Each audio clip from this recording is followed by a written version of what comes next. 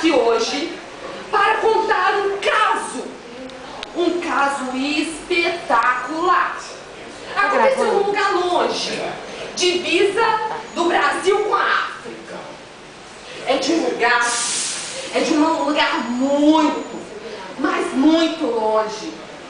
O lugar chama-se Floresta da Churupita.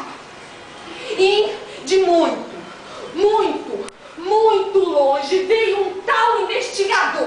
Caramba! Como assim? Esse investigador, fala oi. Oi. Veio resolver um problema nesse lugar.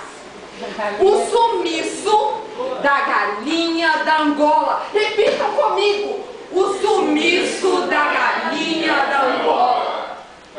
E esse detetive resolveu interrogar todos os moradores desse lugar. E primeiro veio a dona Vaca, que estava com um problema por causa da gripe bovina. Oh, Jesus. E assim começou o interrogatório.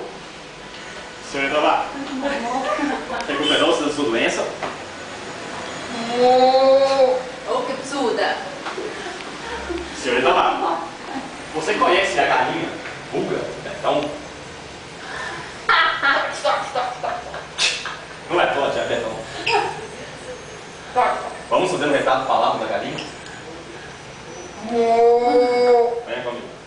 E assim eles foram fazer o retrato desenhado da galinha. Já temos um retrato falado da galinha. Com toda a minha astúcia e minha técnica, conseguimos chegar à conclusão que a imagem da galinha se parece muito com essa. E assim a dona Vaca foi para o brejo.